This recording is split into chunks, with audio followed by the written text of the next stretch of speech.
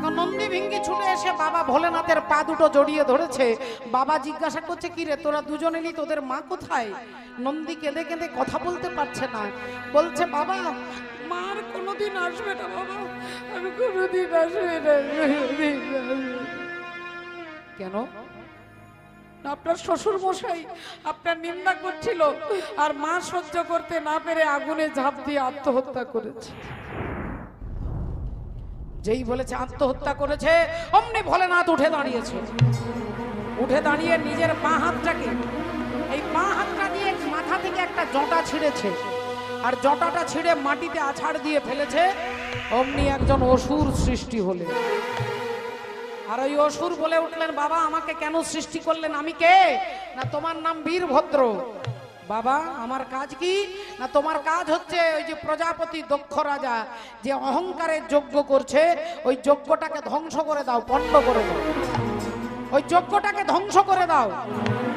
বীরভদ্র সমস্ত ভূত প্রেত পিশাচ ব্রহ্মদৈত্য নিয়ে গিয়ে দক্ষ প্রজাপতির গোটা ঘরের প্যান্ডেলটাকে ভেঙে দিয়েছে। প্যান্ডেলটাকে ভেঙে দিলেন, এলোমেলো জিনিসপত্রগুলোকে সব এলোমেলো করে জল ঢেলে দিচ্ছে। আর বীরভদ্র কি করছে? ওই যে আগুনের মধ্যে প্রস্রাব করে আগুনটাকে নিভিয়ে দিয়েছে। আর অমনি দক্ষ প্রজাপতি বেরিয়ে বলে উঠল, আচ্ছা তোদের মালিক যেমন ছোট লোক, তোরাও সেই রকম ছোট লোক। তোদের মালিক যেমন ছোট লোক, তোরা সেরকম ছোট লোক। যেই বীরভদ্র দেখছে মালিকের নিন্দা মানে শিব নিন্দা করছে, হাতে ছিল ত্রিশূল, ত্রিশূলটা ছুড়ে দিয়েছে। আর যেই ত্রিশূলটা ছুড়ে দিল, অমনি দক্ষ রাজার মুন্ডটা কাটা হয়ে গেল। দক্ষ প্রজাপতির মুন্ড কাটা হয়ে গেল। মুন্ডটা গিয়ে পড়ল হিমালয় পর্বতে, আর ধড়টা পড়ল সবার সামনে। ভয়ে আর কেউ কোনো কথা বলে না, সব চুপ করে আছে, কোনো কথা বলতে পারছে না। দক্ষ প্রজাপতির যিনি স্ত্রী, তিনি বুঝতে পেরে গেছে যে আমার স্বামী বৈষ্ণব অপরাধ করেছে, বৈষ্ণব নিন্দা করেছে। কারণ শিব হচ্ছে মহাবৈষ্ণব, আর সেই শিবের নিন্দা করেছে মানে বৈষ্ণব নিন্দা করেছে। তাহলে শিব ঠাকুর যদি ক্ষমা না করে, এ জগতে কেউ ক্ষমা করতে পারবে না। কারণ আপনি যার নিন্দা করবেন, যে বৈষ্ণবের নিন্দা করবেন, তিনি যদি আপনাকে ক্ষমা না করে, ভগবান পর্যন্ত আপনাকে ক্ষমা করতে পারবে না। তাই মা প্রসূতি দেবী কাঁদতে কাঁদতে ছুটতে ছুটতে ভোলেনাথের চরণে আছাড় খেয়ে পড়েছে যে আপনি আমার স্বামীকে ক্ষমা করে দিন। আমি জানি আমার স্বামী অন্যায় করেছে, অপরাধ করেছে। আমি জানি আমার স্বামী আপনার নিন্দা করেছে, কিন্তু আপনি তো পরম বৈষ্ণব, আপনার মাথায় জল ঢেলে দিলে আপনার পুজো হয়ে যায়। আমি আপনার মাথায় নয়, আমি আপনার চরণ দুটো আমার চোখের জলে ধুইয়ে দিচ্ছি। আমি আপনার শাশুড়ি মাতা, আমাকে আপনি বিধবা করতে পারেন না। ফিরিয়ে দেন আমার স্বামীকে, ফিরিয়ে দেন। চোখের জল দিয়ে যখন বাবা ভোলেনাথের চরণে পড়ছে, ভোলেনাথ থাকতে না পারে বললেন, মা আমি আপনার স্বামীকে বাঁচিয়ে দেবো, আপনি চিন্তা করবেন না। দেবতাদেরকে বলছে, যাও এনার স্বামীর মুন্ডটা হিমালয় পর্বতে পড়ে আছে, নিয়ে এসো, যাও নিয়ে এসো। দেবতারা বললেন, প্রভু যে মুখ দিয়ে আপনার নিন্দা করেছে সেই মুন্ডটা আমরা ফেরত দেব না। যে মুখে আপনার নিন্দা করেছে সেই মুন্ড আমরা ফেরত দেব না। তাহলে কি হবে? আপনি বাঁচান অন্য কোনো পদ্ধতিতে। বাবা ভোলেনাথ কথা দিয়েছে বাঁচিয়ে দেব, তাই কি করবেন চিন্তা করতে করতে করতে তিনি একটা ছাগলের মুন্ড দক্ষ রাজার কাঁধে বসিয়ে দিয়েছেন। ছাগলের মুন্ড দক্ষ রাজার কাঁধের মধ্যে বসিয়ে দিয়েছে। রাধে। এবার আপনারা বলবেন, ছাগলের মাথা কেন বসালেন? হাতির মাথা নয়, বাঘের মাথা নয়, সিংহের মাথা নয়, ছাগলের মুন্ড। ছাগল কিরকম ডাকে মা? ছাগলের ডাকটা কিরকম দেখেছেন? একবার অরিজিনাল ম্যা ম্যা করে, ম্যা ম্যা ম্যা ম্যা। আচ্ছা ম্যা মানে কি? ম্যা মানে আমি, ম্যা ম্যা মানে আমি। ভালো করে দক্ষ রাজার চরিত্রটাকে স্মরণ করে দেখুন। দক্ষ রাজার একটা জায়গায় প্রবলেম, আমাকে দেখে প্রণাম করলো না, আমাকে দেখে মানলো না, আমার কথা শুনলো না, আমাকে না অনুমতি নিয়ে বেরিয়ে গেল। আমি অমুক, আমি তুসুক, এই ম্যা ম্যা ম্যা ম্যা করে। তা অহংকারী ব্যক্তি যারা, তারা বেশি আমি কথাটা ব্যবহার করে। আমি এই হরিরামের জন্য 50,000 টাকা দিয়েছি, আমি ওর মেয়ের বিয়েতে 20,000 টাকা দিয়েছি, আমি ওকে এই জায়গাটা দান করে দিয়েছি। এই যে ম্যা ম্যা মানে আমি আমি আমি, তাহলে ম্যা ম্যা কে করে না? ছাগল করে। তো ছাগলের মুন্ডটা বসিয়ে দিয়েছে। দক্ষ প্রজাপতি ক্ষমা টমা চেয়ে তিনি যখনই দেখলেন আমি বেঁচে গেছি, ক্ষমা ভিক্ষা চেয়ে তিনি ভেতরে চলে গেলেন। আর অমনি রাধে রাধে। আর বাবা ভোলেনাথ মায়ের মরা দেহটাকে কাঁধে তুলে নিলেন, মৃত দেহটাকে কাঁধে তুলে নিয়েছে। আর কাঁধে তুলে নিয়ে তাণ্ডব নৃত্য করছে। দেবতারা সবাই হাত জোড় করে স্তুতি করছেন যে আপনি শান্ত হন। আর বাবা ভোলেনাথ তাণ্ডব নৃত্য করছে কাঁধে নিয়ে। রাধে রাধে। जटाटवी गलज्वलत् प्रवाह पाविगस्थले कलेवलं बलंबित भुजंगतुंगमालिक डमड्डमड्डमड्ड निनादमर्जमर्जव चकार चांड तांडव तनोतु न शिव शिवं शिवं शिवं जटाकटाह संभ्रम भ्रमानि निम्ब निर्जरि विलोल वीचि वल्लरि विराजमान मूर्धनि धगत धगत धगत धग ललाट मंड पावके किशोर चंद्रशेखर रति प्रतीक्षण मम मम मम ओम नमो शिवाय ओम नमो शिवाय ओम नमो शिवाय। মাননীয় ভক্তমণ্ডলী, ভক্তিমতী মায়েরা, একটু লক্ষ্য করে দেখুন, আপনারা নিজেরাই বুঝতে পারবেন। আজকে বাবা ভোলেনাথ তিনি মা সতীর মরা দেহটাকে কাঁধে নিয়ে তাণ্ডব নৃত্য করছে, যেন মনে হচ্ছে পৃথিবী কাঁপছে, ধ্বংস হয়ে যাবে সবকিছু। দেবতারা বারবার প্রার্থনা করছে শান্ত করবার জন্য। শিব ঠাকুর কিছুতেই শান্ত হচ্ছে না, তাই সবাই ভগবান বিষ্ণুর কাছে ছুটে এলেন। আর ভগবান বিষ্ণু দেখলেন যদি শিব ঠাকুরকে শান্ত করতে হয়, হাতের সুদর্শন চক্রটাকে বললেন চলে যাও, মায়ের দেহটাকে খণ্ড খণ্ড করে দাও। সুদর্শন চক্র দিয়ে মায়ের দেহটাকে খণ্ড খণ্ড করে দিলেন। 51টা টুকরো করলেন, 51টা জায়গায় পড়লো, 51 সতীপীঠ সৃষ্টি হলো। যার মধ্যে একটা আপনারা সবাই জানেন, আসাম কামরূপ কামাখ্যা। সেইখান থেকে কন্যাকুমারী পর্যন্ত 51টা জায়গায় 51টা টুকরো পড়লো, 51 সতীপীঠ সৃষ্টি হলো। মায়ের দেহটা যখনই শেষ হয়ে গেল, এই বাবা ভোলেনাথ শান্ত হয়ে ত্রিশূলটা মাটিতে গেঁথে আর চোখ বন্ধ করে সমাধিস্থ হয়ে গেলেন। দেবতারা ভাবলেন যাক তাহলে বেঁচে গেলাম, রক্ষা পেয়ে গেলাম। সবাই আনন্দে আনন্দে নেচে উঠলো। কিন্তু কিছুদিন পরে একজন অসুর সৃষ্টি হলো, যার নাম হচ্ছে সম্বরাসুর। আর ওই অসুর কারোর হাতে মরবে না, ওই অসুর মরবে কার হাতে? একমাত্র শিব ঠাকুরের ছেলে কার্তিকের হাতে মারা যাবে। তাহলে কার্তিকের জন্মই হয়নি, এই অহংকারে অসুর দাপিয়ে বেড়াচ্ছে। ভক্তদের উপরে অত্যাচার, দেবতার উপরে অত্যাচার, মুনি ঋষির উপরে অত্যাচার, এখন অত্যাচারে জর্জরিত। আর তিনি কারোর হাতে মরবে না, একমাত্র কার্তিকের হাতে মারা যাবে। এখন ভগবান বিষ্ণু চিন্তায় পড়ে গেলেন কি করা যায়। শিব ঠাকুর সমাধি হয়ে বসে আছে 87,000 বছর এক জায়গায়, কোনো নড়া নয়, কোনো চড়া নয়, কোনো কথা বলা নয়, সমাধিস্থ হয়ে বসে আছেন। ভগবান বিষ্ণু শিব ঠাকুরের কাছে এসে মাথায় হাত দিয়ে দাঁড়ালেন। বলো ঠাকুর কি করতে হবে? বললেন তোমাকে বিবাহ করতে হবে, তোমাকে বিয়ে করতে হবে। শিব ঠাকুর বললেন প্রভু আমি তো আমার সতী ছাড়া আর কাউকে গ্রহণ করতে পারবো না, আমার সতী ছাড়া তো কাউকে বিয়ে করতে পারবো না, আর সতী তো দেহত্যাগ করেছে। বললেন তোমার সতী যখন আগুনে ঝাঁপ দেয় তোমার কথা ভাবতে ভাবতে আত্মহত্যা করেছিল বলে ওই সতী আবার জন্ম নিয়েছে হিমালয় রাজার বাড়িতে, পার্বতী রূপে জন্মগ্রহণ করেছে। ওই মা সতী হচ্ছে পার্বতী, তাই পার্বতীকে আপনাকে বিবাহ করতে হবে। ভোলেনাথ বললেন ঠিক আছে, সতী যদি পার্বতী হয় তাহলে আমার কোনো আপত্তি নাই, আমার কোনো আপত্তি নেই। ভক্তমণ্ডলী, ভক্তিমতী মায়েরা, এখন বাবা ভোলেনাথ রাজি হয়ে গেলেন।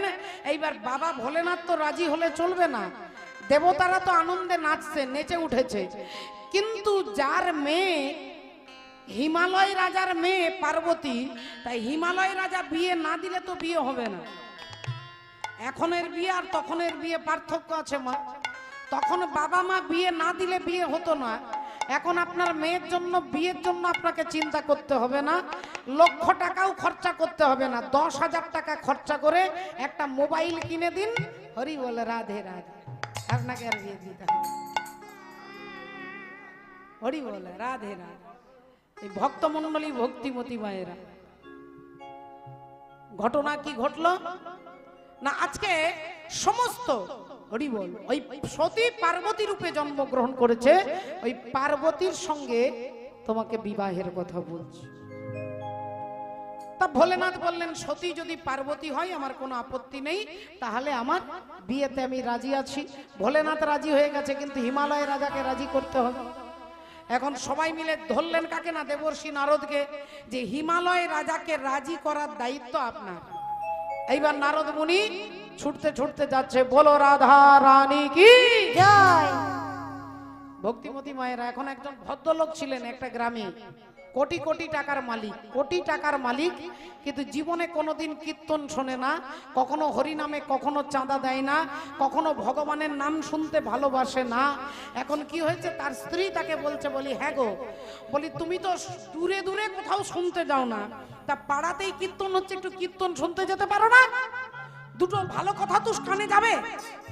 এখন স্ত্রী চাপে পড়ে ভদ্রলোক কীর্তন শুনতে এসেছে, আর কোনোদিন আসে না, কোটি কোটি টাকার মালিক। এখন সেই ভদ্রলোক যখন প্যান্ডেলে আসছে, ভক্তরা সবাই ডাকছে, আসুন দাদা আসুন, আসুন আসুন দাদা আসুন, আসুন আসুন। তাকে সবাই ডেকেছে। একজন ভদ্রলোক নিজের আসনটা ছেড়ে দিয়ে বলছে, দাদা বসুন, বসুন দাদা বসুন, বসুন বসুন। ভদ্রলোক বসেছে খুঁটিতে হেলান দিয়ে। কীর্তনিয়া কীর্তন শুরু করবার আগে তার ঘুম শুরু হয়ে গেছে। নাক ডেকে তিনি খুঁটিতে হেলান দিয়ে ঘুমোচ্ছে। 3 ঘন্টা পরে চোখ খুলে দেখছে কেউ নেই, যার আসনে বসে আছে তিনি শুধু তাকিয়ে আছে। যেই ঘুমটা ভেঙে গেছে, তখন ওই ভদ্রলোক বলছে, দাদা তাহলে এবার যান, এবার যান দাদা, শেষ কীর্তন শেষ, যান। ভদ্রলোক উঠে ধুলো টুলো ঝেড়ে বাড়িতে আসছে। স্ত্রী ভাবছে 3 ঘন্টা ছিল, নিশ্চয়ই ভালো কীর্তন শুনেছে। বলে হ্যাঁ গো, ও স্বামী কি কীর্তন শুনলে গো, এতক্ষণ ছিলে 3 ঘন্টা, কি শুনেছো গো, কি পালা হয়েছে? ভদ্রলোক বললেন, 3 ঘন্টায় 3টে কথা শুনেছি। কি শুনেছো? বলে আসুন বসুন আর যান, আসুন বসুন আর যান। স্ত্রী বুঝতে পেরে গেছে যে কত মন দিয়ে কীর্তন শুনেছে, ওখানে মনে হয় ঘুমোচ্ছিল। তার রেগে রেগে বলছে, তুমি কি এখন ঘুমোবে? রাত্রি 2টো বাজে। স্বামী বললেন, না আমার ঘুম আসছে না, আমি কি করবো বলো তো? বলে যে 3টে মন্ত্র জপ শুনেছো, ওটাই জপ করো। রেগে রেগে বলছে, ওই মন্ত্রগুলো জপ করো বিছানায় বসে। স্ত্রী পাশ ফিরে ঘুমিয়ে গেছে। স্বামী এখন 3টে মন্ত্র বলছে, আসুন বসুন যান। দেখুন কিভাবে বলছে।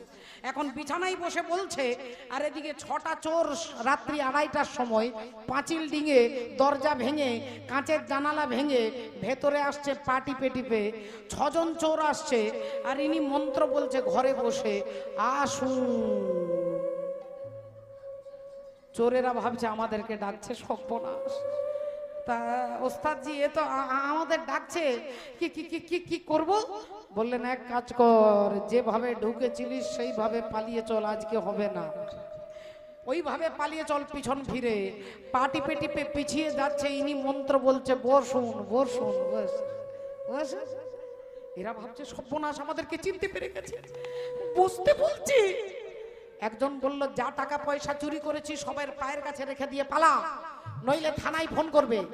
যত টাকা পয়সা পায়ের কাছে ঢেলে দিয়ে এরা পালাতে যাবে, ইনি মন্ত্র বলছে, যা যা যা। এরা তো পালিয়ে চলে এসেছে। এখন সকালবেলায় চোখ খুলে দেখছে পায়ের কাছে টাকা পয়সা পড়ে আছে। এ ভাবছে একদিন কীর্তন শুনেছি, একদিন মন্ত্র জপ করেছি, এমন মন্ত্র জপ করেছি সিদ্ধি লাভ করে গেছি, তাই টাকা পয়সা পেয়ে গেছি। স্ত্রীকে ওঠাচ্ছে, ও গিন্নি দেখো। আর গিন্নি দেখছে দরজা ভাঙা, জানালা ভাঙা, কাঁচ ভাঙা, বুঝতে পেরে গেছে চোর এসেছিল।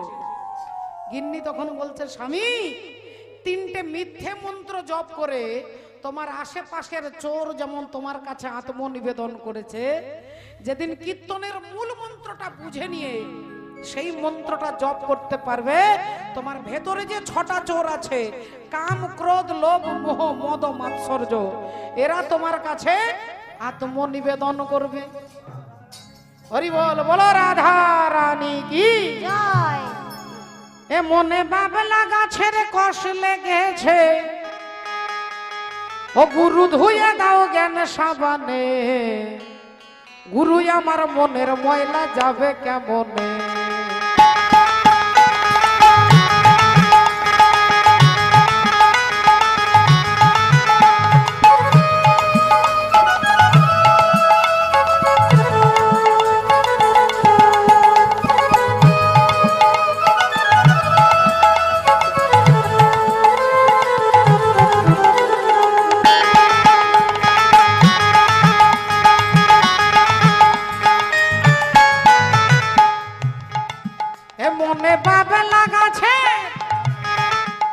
মনে বাবলা গাছের কষ লেগেছে, মনে বাবলা গাছের কষ লেগেছে, ও গুরু ধুয়ে দাও জ্ঞান সাবানে, গুরু আমার মনের ময়লা যাবে কেমনে, গুরু আমার মনের ময়লা যাবে কেমনে।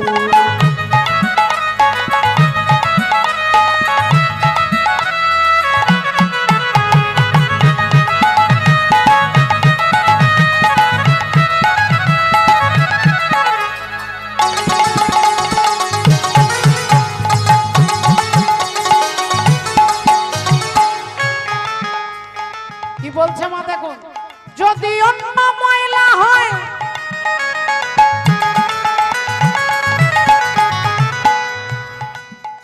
তবে ধোয়া মোছা যায়, আর মনের ময়লা বড় ময়লা ধোয়া নাহি যায়, মনের ময়লা বড় ময়লা ধোয়া নাহি যায়, মনের ময়লা বড় ময়লা ধোয়া নাহি যায়। ও যার কুক্ষণে হয়েছে জনম, ও যার কুক্ষণে হয়েছে জনম, ও কথা কই কই সে তো শোনে না, গুরু আমার মনের ময়লা যাবে কেমনে, গুরু আমার মনের ময়লা যাবে কেমনে। এ মনে বাবলা গাছের, এ মনে বাবলা গাছের কষ লেগেছে, মনে বাবলা গাছের কষ লেগেছে, ও গুরু ধুয়ে দাও জ্ঞান সাবানে, গুরু আমার মনের ময়লা যাবে কেমনে, গুরু আমার মনের ময়লা যাবে কেমনে, গুরু আমার মনের ময়লা যাবে কেমনে, গুরু আমার মনের ময়লা যাবে কেমনে, গুরু আমার মনের ময়লা যাবে কেমনে, গুরু আমার মনের ময়লা যাবে কেমনে, গুরু আমার মনের ময়লা যাবে কেমনে। তাহলে বিয়েতে রাজি হয়েছে শিব ঠাকুর, দেবতারা রাজি হয়ে গেছে, সবাই রাজি হয়ে গেছে, এবার মেয়ের বাবাকে রাজি করতে হবে। এখন মেয়ের বাবাকে রাজি করবার জন্য দেবর্ষি নারদ চলে এলেন, কোথায় না হিমালয় রাজার বাড়ি, নারায়ণ নারায়ণ। সকালবেলায় দেবর্ষি নারদের মতো বৈষ্ণব ভক্ত সাধু এসেছেন, অমনি হিমালয় রাজা প্রণাম করে ভেতরে নিয়ে বসিয়েছেন। কি মনে করে এসেছেন? বললেন এই রাস্তা দিয়ে যাচ্ছিলাম, ভাবলাম একবার দেখা করে যাই, তা আপনাকে দেখে মনে হচ্ছে আপনি খুব চিন্তায় আছেন। বললেন আর বলবেন না, আপনি দেবর্ষি, আপনাকে আর কি বলবো বলুন তো, আমার একটা মেয়ে আছে, মেয়েটার বিয়ের জন্য চিন্তা করছি, কার সঙ্গে যে বিয়ে দেব, একটা ভালো ছেলে পাচ্ছি না। নারদ মুনি বললেন আপনার মেয়ে একটা আছে ভালো, আর আমার হাতে একটা ভালো ছেলে আছে, বিয়ে কি দেবেন? বললেন ভালো ছেলে, বলুন কি ছেলে? ছেলের নাম কি? আমার মেয়ের নাম পার্বতী। ছেলের নাম কি হবে? বললেন প্রথমে নাম আর রাশিটা মিলিয়ে নি। বললেন ছেলের নাম হচ্ছে বাবা বিশ্বনাথ। বলে তাহলে তো একবার রাজ্যটক মিলে যাচ্ছে, একবারে মিলে যাচ্ছে। আচ্ছা কিছু মনে করবেন না, জিজ্ঞাসা করছি বলে বলছি, আমার মেয়েটা কিন্তু একবারে বাচ্চা মেয়ে, কচি মেয়ে, একবারে 14 বছর বয়স, একবারে বাচ্চা মেয়ে। তা জামাই কিরকম বয়সের হবে? নারদ মুনি বললেন আপনার মেয়ে যেমন কচি, জামাই আপনার মেয়ের থেকেও আরো কচি, একটাও চুল কালো নেই। ইনি শুনছে একটাও চুল সাদা নেই। বললেন তাহলে ঠিক আছে, তাহলে তো খুব ভালো, খুব ভালো, খুব ভালো। বলছি আরেকটা জিজ্ঞাসা করছি, মানে জামাইয়ের মানে গোটা গ্রামের লোক চেনে টেনে তো, পাড়ায় টাড়ায় চেনে তো নাকি? বললেন আপনার জামাইকে স্বর্গমর্ত পাতাল সবাই চেনে। বললেন ওরে বাবা, তাহলে তার কিছু বলারই নেই। আরেকটা শেষ বলবো, বলছি জামাইয়ের কোনো গুণ আছে? এমন একটা গুণ? বলে এমন একটা গুণ আছে যে গোটা হাওড়া হুগলি জেলাতে এরকম জামাই খুঁজলে পাবেন না। বললেন কি গুণ? না ভিতর আর বাহির সমান। বললেন তাহলে তো ওই ছেলেটার সঙ্গেই, বিশ্বনাথের সঙ্গেই আগামী শিব চতুর্দশীতে আমার মেয়ে পার্বতীর সঙ্গে বিবাহের ফাইনাল করে দিলাম। জামাইকে দেখলাম না, জামাইকে চিনলাম না, আপনার কথা অনুযায়ী বিবাহ ফাইনাল হয়ে গেল। বিয়ে ফাইনাল করে দিয়ে নারদ মুনি চলে এলেন। দেবতারা আনন্দে লাফাচ্ছে, বরযাত্রী যাবে, ঋষি মুনি বরযাত্রী যাবে। এখন বাবা ভোলেনাথ বসে আছে শ্মশানে, একদল ভূত এসে হাজির হয়েছে বাবার কাছে।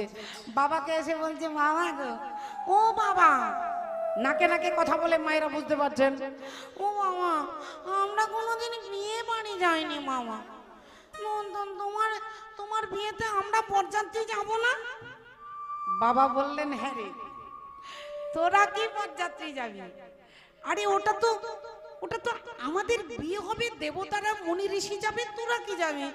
বাবা আমরা কোনোদিন বরযাত্রী যাইনি মামা। তা ঠিক আছে, তোরা কান্নাকাটি করিস না, আমি তোদের আমার বিয়েতে নিয়ে যাব, তবে একটু দূরে দূরে, একটু আড়ালে আড়ালে যাস, কেমন? ভূতেরাও যাবে বরযাত্রী। দেখতে দেখতে বিয়ের দিন উপস্থিত। সব দামি দামি গয়না গাটি, মুকুট, হিরে গয়না টয়না পরে দেবতারা চলে এসেছে। এসে দেখছে বাবা ভোলেনাথ দিগম্বর দাঁড়িয়ে আছে। তা ব্রহ্মা বললেন আপনি বিয়ে করতে যাবেন, ধুতি পাঞ্জাবি পরবেন না? যান যান আলমারি থেকে ধুতি পাঞ্জাবি নিয়ে আসুন। ভোলেনাথ বললেন বাবা আমার তো আলমারি নেই। ও আচ্ছা আচ্ছা আচ্ছা, বাক্স থেকে? তা যান বাক্স থেকে নিয়ে আসুন। না বাবা আমার তো বাক্সও নেই। না তাহলে আলনাতে জামা কাপড় রেখেছেন, আলনা থেকে নিয়ে আসুন। না বাবা আমার আলনাও নেই। তা আপনার ঘরে আলমারি নেই, বাক্স নেই, আলনা নেই, আপনার ঘরে আছেটা কি? শিব ঠাকুর বললেন বাবা আমার তো ঘরটাই নেই। তাহলে আপনি বিয়ে করতে যাবেন, কিছু পরবেন না? বললেন আপনারা রাগারাগি করবেন না, একটা বাঘ ছাল অনেক দিন থেকে রেখেছি, ওই বাঘ ছালটাকে কি পরা যাবে? তা যান ওটাই পরুন। এখন বাঘ ছালটাকে ঝেড়ে ভালো করে কোমরে কোমরে জড়াচ্ছে, ভারী বাঘ ছাল খুলে যাচ্ছে। তা পবন দেবতা বলছে কোমরে একটা দড়ি বাঁধুন। একটা দড়ি বাঁধবেন তো নাকি, নইলে তো বাঘ ছাল থাকবে না। শিব ঠাকুর বললেন বাবা আমার তো ঘরে দড়িটাও নেই। তা তাহলে কি করবেন? মানে রাগ করবেন না, আমি একটা ব্যবস্থা করেছি, একটা মোটা সাপ এনে কোমরে জড়িয়ে বলছে তুই বাঘ ছালটাকে ধরে রাখিস। তুই বাঘ ছালটা ধরে রাখবি, চিন্তা নেই, তোর খাবারের দায়িত্ব আমার। আমি তোকে গ্যারেন্টি দিয়ে বলছি তোর খাবার আমি ব্যবস্থা করে দেব। তখন কোমরের সাপও গ্যারেন্টি দিচ্ছে, এলআইসি কোম্পানির গ্যারেন্টি, আমি আপনার বাঘ ছাল ছাড়বো না। কোমরে সাপ, গলায় সাপ, হাতে সাপ, কানে সাপ, মাথায় সাপ, সাপের গয়না পড়েছে। ইন্দ্র বললেন যান একটু ভালো পাউডার টাউডার মেখে নিন, ভালো যেন গন্ধ ওঠে। বাবা বলছেন হ্যাঁ গতকাল থেকেই ওটার ব্যবস্থা করেছি। কালকেই একজন মারা গিয়েছিল, তার গরম ছাইটাকে কৌটোর মধ্যে ঢুকিয়ে রেখেছে, ছাই মেখেছে সারা গায়ে। তত্ত্ব সম্রাট তত্ত্ব দিয়ে সাজছে। এই তো জীবন, হিংসা বিবাদ লোভ ক্ষোভিতে, চিতাতেই সব সে হয়, চিতাতেই সব সে। এই তো জীবন। দেখুন ছাইটা মারছেন কেন না, আপনার দেহটা যতই দামি দেহ হোক, আপনি এমএলএ হন, এমপি হন, আপনি কীর্তনীয় হন, মাস্টার হন, ডাক্তার হন, আপনার দেহটার অন্তিম পরিণতি হচ্ছে এক মুঠো ছাই। তাহলে তত্ত্ব দিয়ে দেহটাকে সাজাচ্ছে। বাঘ ছালটা পরেছে কেন? তাহলে বাঘ হচ্ছে জঙ্গলের রাজা, বাঘ চিৎকার করলে বড় বড় হাতি পালিয়ে যেত। যার এত অহংকার ছিল সেই লোকটার কি পড়ে আছে না শুধু ছালটা পড়ে আছে, আর কিছু নেই বাবা। তাই আপনি যত বড়ই ব্যক্তি হন না কেন, আপনার অহংকার একদিন আপনাকে ছেড়ে দেবে বাবা। সেদিন আপনার কর্মটা পড়ে থাকবে, আর কিছু পড়ে থাকবে না। সাপের গয়না, ছাই ভস্য, বাঘ ছাল পরে ষাঁড়ের পিঠে চেপে বিয়ে করতে যাচ্ছে আনন্দে নেচে নেচে। বাবাও নাচতে নাচতে নিজের বিয়েতে যাচ্ছে আনন্দে নেচে নেচে। দেবতারাও নেচে নেচে যাচ্ছে। বম বম বম বম ভোলে ও বাবা চলে হেলে দুলে। বম বম বম বম ভোলে ও বাবা চলে হেলে দুলে। বম বম বম বম ভোলে ও বাবা চলে উলুধ্বনি।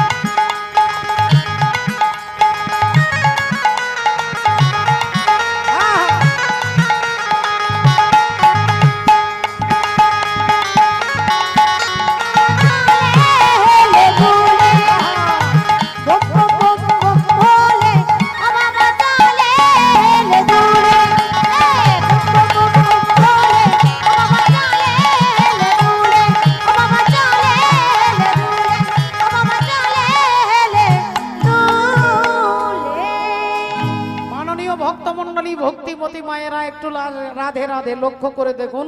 সব বরযাত্রী যাচ্ছে, আনন্দে যাচ্ছে। আর একটা বাচ্চা ছেলে, ওই রকম একটা বাচ্চা ছেলে, 7 বছর বয়স, সেই ছেলে তার মাকে ডাকছে, ও মা, ও মা, শোনো না, বলছে কি মা তুমি কি জানো পার্বতী দিদির বিয়ে? জানো? ও মা, বলছি পার্বতী দিদির বিয়েতে আমি বরযাত্রী দেখতে যাব।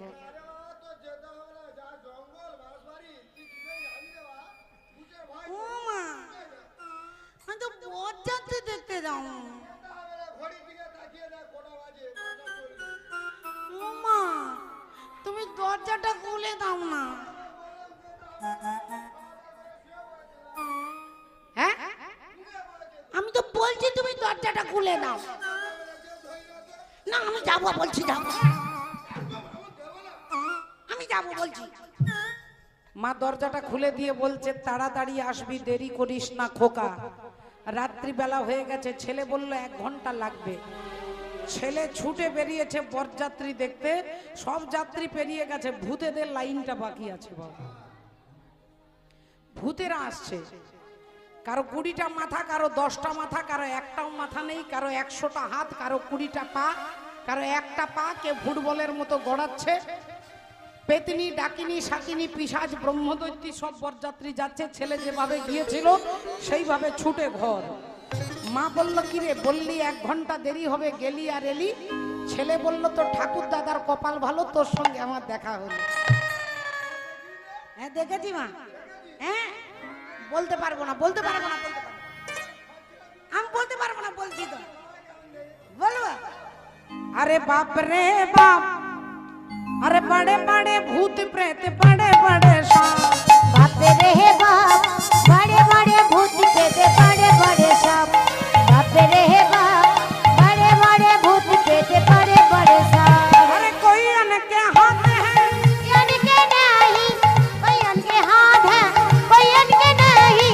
बाप रे बाप, बड़े बड़े भूत प्रेत, बड़े बड़े सांप। बाप रे बाप, बड़े बड़े भूत प्रेत, बड़े बड़े सांप। बाप रे बाप, बड़े बड़े भूत प्रेत, बड़े बड़े सांप। बाप रे बाप, बड़े बड़े भूत प्रेत, बड़े बड़े सांप। आहा, बड़े बड़े भूत प्रेत, बड़े बड़े सांप। बड़े बड़े भूत प्रेत, बड़े बड़े सांप। ভক্তিমতী মায়েরা, এখন এদিকের ঘটনা ঘটনা আপনারা শুনলেন। এদিকে হিমালয় রাজা নারদ মুনিকে নিয়ে, ঘটককে নিয়ে দাঁড়িয়ে আছে। দেখুন, আপনার জামাইকে, নির্বাচিত পাত্রকে আমরা কেউ দেখিনি। আজকে আপনি চিনিয়ে দেবেন কে আমার জামাই। এখন দেবতারা দামি দামি গয়না পরে আসছে, আর শিব ঠাকুর কিরকম সেজেছে বুঝতেই পাচ্ছেন। এখন দেবতারা ভাবছে যে বর যেভাবে সেজে যাচ্ছে, এভাবে সেজে যদি বিয়ে করতে যায় তাহলে আগে খাবার প্যান্ডেলে লকডাউন হবে, খাবার প্যান্ডেলটা আগে বন্ধ হবে। তাহলে কি করা যেতে পারে? বলে এক কাজ করো, বরকে পিছিয়ে দাও আর বর যাত্রীকে এগিয়ে দাও। বরকে পিছিয়ে দিয়ে আর বর যাত্রীকে এগিয়ে দাও। এখন বর যাত্রী এগিয়ে গেছে, শিব ঠাকুরকে পিছিয়ে দিয়েছে। আর বরযাত্রীরা আলোচনা করছে যে বিয়ে হবে কি না হবে কোনো গ্যারেন্টি নেই, আগে খাওয়া দাওয়াটা সেরে নি। এখন তারা আগে খাওয়া দাওয়া সকলের হয়ে গেছে, এবার ভূতেরা খামার প্যান্ডেলে বসেছে। এখন ভূতেরা যে প্যান্ডেলে বসেছে খেতে, যিনি প্রথমেই পাতা নিয়ে গেছে তিনি ভাবছে যার 10টা মুখ তাকে কটা পাতা দেব, আর যার একটা মুখ নেই সে বলছে দাদা এখানে পাতাটা দিতে ভুলে গেছে। যিনি একবার ভাত নিয়ে যাচ্ছে তিনি আর ডাল নিয়ে যাচ্ছে না, যিনি একবার ডাল নিয়ে যাচ্ছে তিনি আর তরকারি নিয়ে যাচ্ছে না। তা বলছে তোরা নিয়ে যাচ্ছিস না কেন বলতো? বলে তুইও যা, যে একবার যাবি সে আর দুবার যাবি না। এখন এদিকের কেলেঙ্কারি করে কোনো রকমে খাওয়া দাওয়া হয়েছে। এদিকে হিমালয় রাজা নারদ মুনিকে নিয়ে দাঁড়িয়ে আছে রাস্তায়। আপনি চিনিয়ে দেবেন কোনটা আমার জামাই। এখন দেবতারা বসে আছে। হিমালয় রাজা প্রথমেই ইন্দ্রকে দেখেছে, আর দেখে বলছে ওই ছেলেটা মনে হয় আমার জামাই, না কি সুন্দর দেখতে, ওই ছেলেটা আমার জামাই। নারদ মুনি বললেন দেড় মশাই, উনি আপনার জামাই নয়, উনি আপনার জামাইয়ের বাড়িতে জল সাপ্লাই করে। বলি ও মা গো, যে ছেলেটা জল দেয় সে যদি এত সুন্দর তাহলে জামাই কত সুন্দর হবে। একটু পরে দেখেছে পবন দেবতাকে। পবন দেবতাকে দেখে বলছে ওই যে ছেলেটা, ওই ছেলেটা মনে হচ্ছে আমার জামাই, ওই ছেলেটা কি সুন্দর দেখতে, ওই ছেলেটা মনে হচ্ছে আমার জামাই। আরে দেড় মশাই, উনি আপনার জামাই হবে কেন? উনি তো আপনার জামাইকে হাওয়া করে। বলি উমা গো, যে ছেলেটা হাওয়া করে সে যদি এত সুন্দর, জামাই কত সুন্দর হবে। নারদ মুনির বলে দিয়ে মাথাটা ঘুরছে, ভাবছে, একবার ডান দিকে একবার বাঁ দিকে তাকাচ্ছে, ডান দিক বাঁ দিক, ডান দিক বাঁ দিক। একজন বলছে আপনি এত ডান দিক বাঁ দিক দেখছেন কেন? নারদ মুনি বলছে না, কোন দিক দিয়ে ছুটে পালাবো ভাবছি রাস্তাটা দেখে রাখছি, কারণ এরপরে অরিজিনাল জামাই আসবে, এরপরে অরিজিনাল আসবে, তাই কোন দিক দিয়ে ছুটবো ভাবছি কোন দিকে, তাই রাস্তাটা দেখে রাখছি। এখন এদিকে অরিজিনাল জামাই আসছেন, আপনারা সকলে জানেন, ষাঁড়ের পিঠে চেপে। এখন যেই বাবা ভোলেনাথ জামাই আসছে, জামাই আসছে সব চিৎকার করছে, মেয়েরা যাচ্ছে জামাইকে বরণ করতে। বরণের থালা, বড় একটা থালা নিয়েছে, থালাতে প্রদীপ আছে, জল আছে, আতপ চাল আছে, দুর্বা আছে, মিষ্টি আছে, চন্দন আছে। থালাটা নিয়ে যাবে, আর নারদ মুনি ওই থালাতে একটা শেকড় দিয়ে দিয়েছে, যে শেকড়টার নাম হচ্ছে ঈশ্বর মূল। হ্যাঁ, যে যার গন্ধের সাপ ছুটে পালায়, সেই ঈশ্বর মূল নামক শেকড়টা থালাতে ফেলে দিয়েছে। আর শিব ঠাকুরের গায়ে যত সাপ ছিল সব কম্পিটিশন করে ছুটছে, আর সবার আগে তিনি ছুটছে যিনি LIC কোম্পানির গ্যারেন্টি নিয়েছিলেন। হ্যাঁ, তিনি সবার আগে নামছে, আর তিনি যত নামছে তত উনি নেমে যাচ্ছে। মা আমি বলতে পারবো না, বুঝতে পেরেছেন আশা করি। যেই উনি নামছেন ইনিও নামছেন, ইনি একবারে হাঁটুর নিচে, উনিও হাঁটুর নিচে, ইনি একবারে মাটিতে, উনি একবারে মাটিতে। আর উনি যে মাটিতে ঝপ করে পড়ে গেছে, বাবা ভোলেনাথ তো জানে না। এখন ব্রহ্মা দেখতে পেয়েছে, ব্রহ্মা ইশারা করছে তোলো তোলো। শিব ঠাকুর ভাবছে তাহলে বিয়ে করতে এসেছি, মনে হয় এখানকার নিয়ম কাউকে তুলতে হবে। তা তিনি চারিদিকে তাকাচ্ছে যে কাকে তুলবো রে বাবা। আর ব্রহ্মা বারবার বলতে পারছে না, প্রেস্টিজ ডাউন হয়ে যাবে, বলতে পারছে না যে বাঘছালটা তোলো। আর বাবা ভোলেনাথ কোমরে হাত দিয়ে দাঁড়িয়ে আছে, সে ভাবছে আমি জিন্সের প্যান্ট পরে দাঁড়িয়ে আছি। হরি বলে রাধে রাধে। এখন কেউ কিছুতে আর কেউ কোনো ভাষা বলতে পারছে না, বলবে তার আগেই শাশুড়ি মা চলে এসেছে জামাইকে বরণ করতে। এখন আপনাদের মতো শাশুড়ি হলে আগে সেলাইন দিয়ে তারপরে নিয়ে যেতে হবে। এখন এইদিকে মা মেনকা দেবী জামাইকে বরণ করতে আসছে, আর যেই জামাইকে দেখেছে এরকম জিন্সের প্যান্ট পরা জামাই, সঙ্গে সঙ্গে শাশুড়ি মায়ের মাথা বনবন করে দিচ্ছে। মায়ের মাথা বনবন করে যখন ঘুরছে, এইবার শাশুড়ি মা যখন অজ্ঞান হয়ে পড়ে যাবে, তখন মা কাত্যায়নী যোগ মায়া যোগেশ্বরী মা এসে মায়ের মাথায় একটা ঘোমটা তুলে দিয়েছে।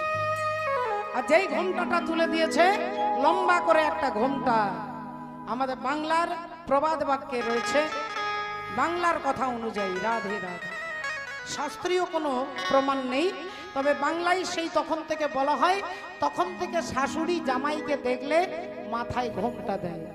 ও মেনকা, মেনকা মাথায় দিল ঘোমটা, মেনকা মাথায় দিল ঘোমটা, ও মেনকা, মেনকা মাথায় দিল ঘোমটা।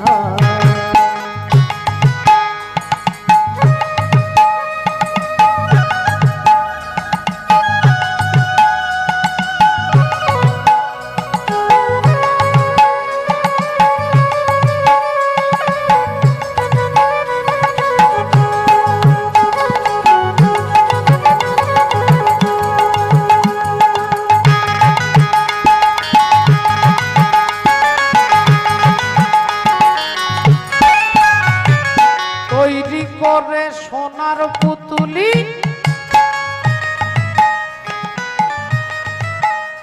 তুই বুড়া বরের বিয়া দিবি, বুড়া বরের বিয়া দিবি, তৈরি করে সোনার পুতুলি,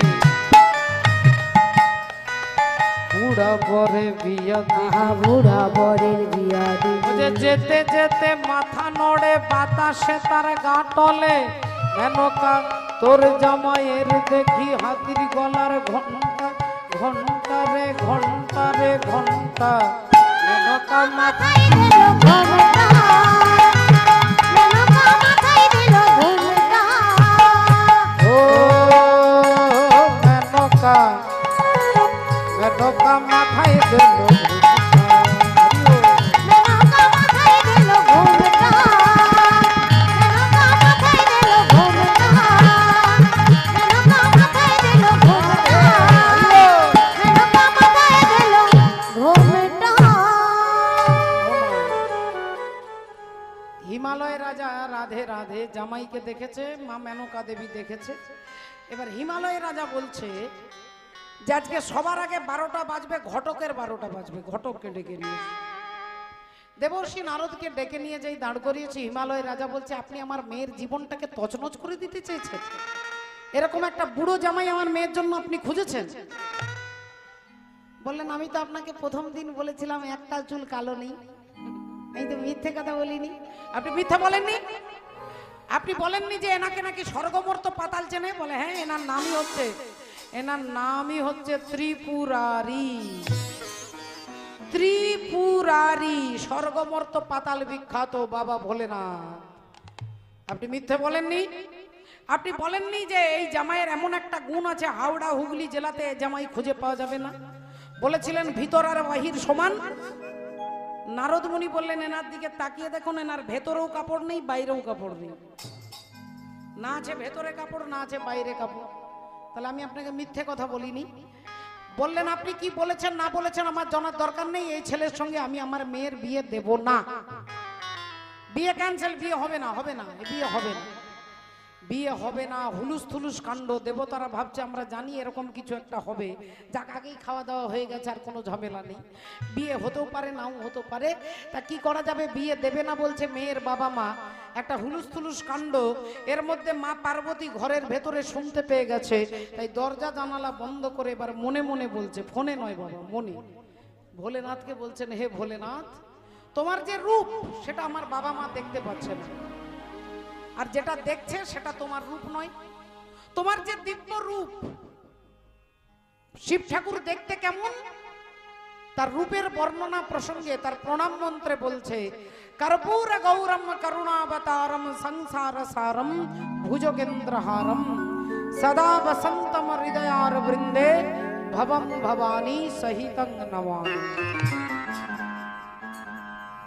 कर्पूर गौरम करुणावतारम संसार सारम भुजगेन्द्रहारम सदा वसंतम हृदयारविंदे भवम भवानी सहितं नमामि।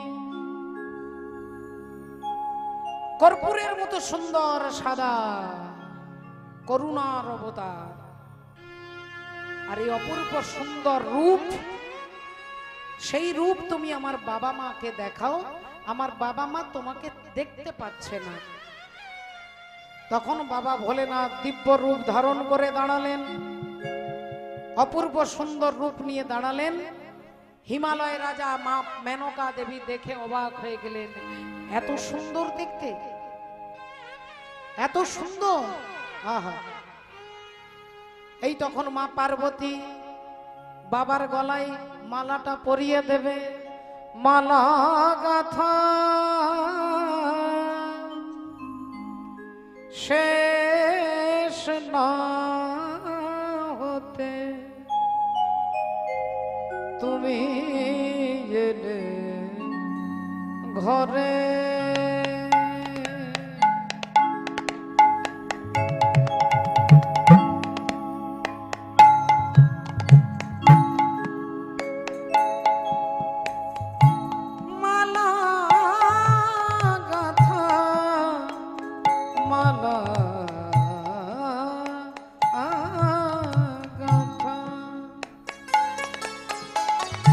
শেষ না হতে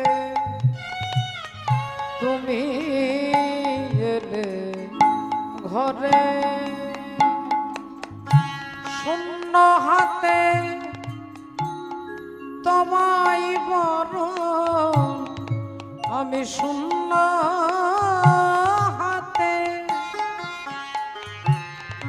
তোমায় বড় করব কেমন করে।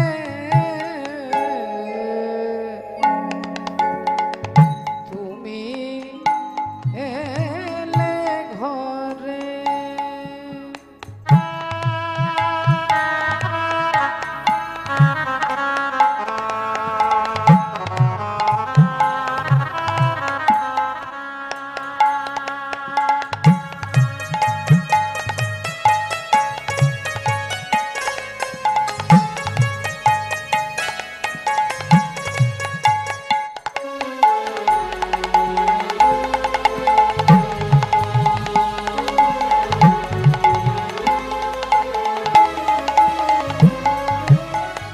বিফল মালার ফুলগুলি হয় কোথায় এখন রাখি।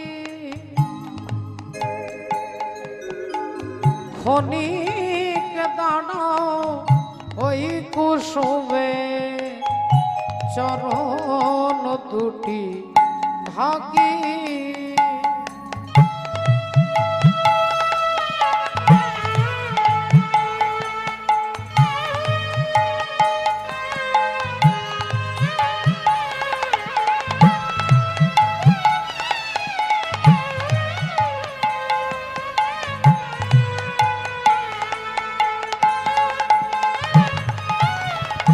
আকুল কেশে পামুছিয়ে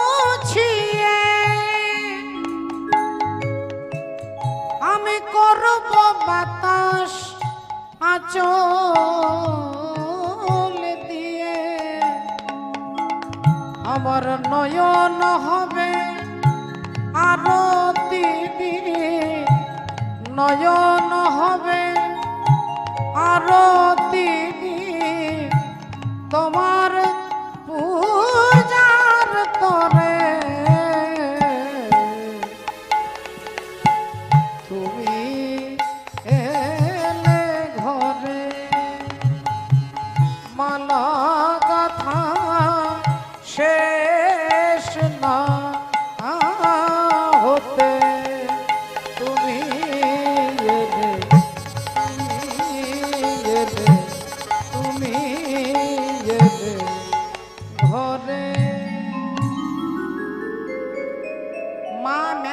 দেবী পার্বতীকে এনে আর বাবা বিশ্বনাথের বাঁ দিকে দাঁড় করিয়ে দিলেন। মা পার্বতী বাবার গলায় মালাটা পরিয়ে দিলেন। আর যেই পরিয়ে দিল অমনি সবাই মিলে উলুধ্বনি জয়ধ্বনি দিচ্ছে রাধে। আজি মিলিল হরে রবামে নবীনা কিশোরী, মিলিল হরে রবামে নবীনা কিশোরী, মিলিল হরে রবামে নবীনা কিশোরী। ওগো পশু পাখি উন্মত্ত দুহুরু কহে, ওগো পশু পাখি উন্মত্ত দুহুরু কহেরি, পশু পাখি উন্মত্ত দুহুরু কহেরি। প্রেম ঘরে তরুলতা পড়ে লোটাইয়া, প্রেম ঘরে তরুলতা পড়ে লোটাইয়া, চরণ পরশ করে লোটা।